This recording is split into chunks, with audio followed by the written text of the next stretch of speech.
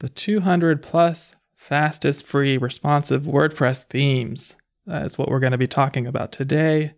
I've tested over 1,000 themes to come up with this list, so I hope you're ready to look at some themes. Let's get going.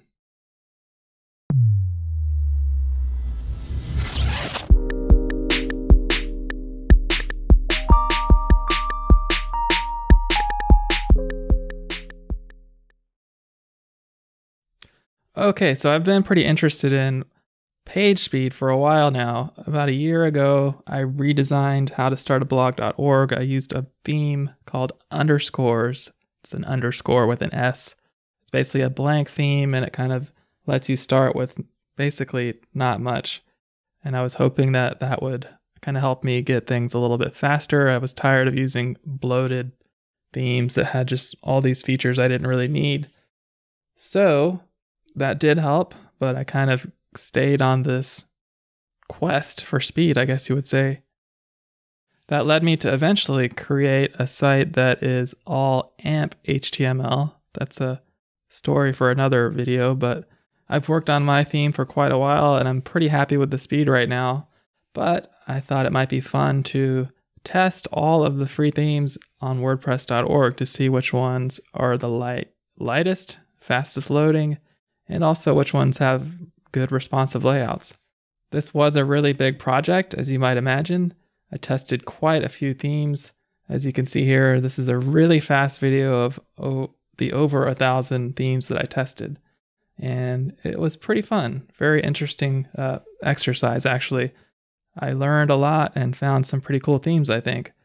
This, for anyone that doesn't know, is actually the WordPress theme directory where you can come and download a ton of really nice, free themes. So the way I started this, again, was by downloading all of these themes. I set up a brand new WordPress installation and installed all the themes. And you can see here that the count is 1,031. So quite a few themes.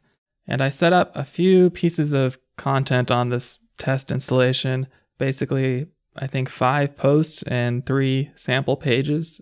An about page, contact, and then this just sample page. I also set up some navigation there, as you can see, and added a few pictures of a very lovely Toyota Corolla hatchback that I used to have a few years ago. The only plugin that I installed was a plugin called Theme Test Drive, and what this theme does is just it allows you to switch your theme by just adding a parameter at the end of the URL. So it made it really easy to test. The first tool I use for testing is Page Speed Insights. Now this is a tool that someone made and it's really nice. It's a command line version of the Google Page Speed Insights tool, and it just lets you run these tests really easily and quickly. This allowed me to run one test for mobile, one test for desktop for each of the themes and get the scores that I needed. The next tool I used is called sitespeed.io. It's another command line tool. This is a really cool one. It allows you to actually test the page speeds in a real browser. And let me show you how that works. So as you can see, you run it and it's basically, I just passed it a list of all the URLs basically, and it's opening each page in a browser. And I specified that I want to use Chrome, and I specified on this test that I wanted it to be mobile. And I also specified that I wanted to test each theme twice. And this is one of the earlier tests that I did. I ended up deciding to do 3 runs per theme just to make things a little bit more even, to make sure that each one gets a pretty fair chance. It chooses basically the average speed out of the 3. And yeah, I think it worked really well. If you're interested in doing any testing, I would definitely recommend this tool. For the results, this is kind of what each result looked like once you get done running a large batch. I did batches of 200 because I found that trying to do 1,000 didn't really work. It was crashing at the end. So I had to break things up into 200. And that was really only because I was getting screenshots for each one. So it probably would have been good without the screenshots, but it wasn't that hard just to run these smaller batches. And as you can see, it makes a really cool list of all the themes, as well as the some of the basic stats for each one. And then if you drill down, you can get these really cool detailed reports for each page. This is the waterfall report that shows all the page timings and all the different files that have to load and how big they are, everything you would ever want to know about this. So here is a result. This is number 18 on the list, and a couple things to take note of is that there's a star by this one. I added a little gold star to any of the themes that I felt like had just a really good responsive layout, like did a really good job at going from the desktop to mobile. And a lot of times you'll see that some of the designers don't really take that much time to make sure things are lined up and kind of look uniform. I think the ones I starred did a pretty good job at that.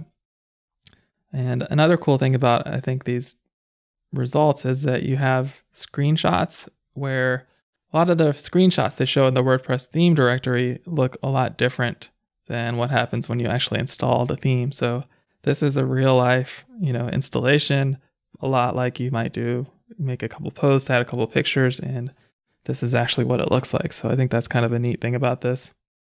When you dig down into the results of the test, I added 6 basic measurements here. The first is the number of requests made for each theme. And so this theme took 19 requests. That means there are a total of 19 files used to make this page up. So that's images, CSS, JavaScript, and everything else you needed to make the page, fonts, whatever else there is. You have the total size of all those files. You've got the Google PageSpeed Insights desktop score, the Google PageSpeed Insights mobile score, and the PageSpeed Insights usability score, and that's for mobile. And then finally, you've got the page load time down there at the bottom right, and that is what these are all ranked by. And at the very bottom, you've got a list of improvements that are recommended by Google, and these are things you might do to make your little orange-yellow score of 75 there be in the 90s or whatever it might be to improve that score. So most of the time, the issues are caused by JavaScript loading before the HTML, and it's actually not that hard to fix. And that actually might be the next video or post that I write, is how to fix this and make your pages load faster and make that PageSpeed Insights score better. All right, well, that's it. And I hope this has been helpful. Hope someone gets some really good use out of this list. And please let me know if you have any questions or comments or suggestions. I'd really appreciate that. So I hope everyone has a great day, and I'll talk to you next time. Thanks.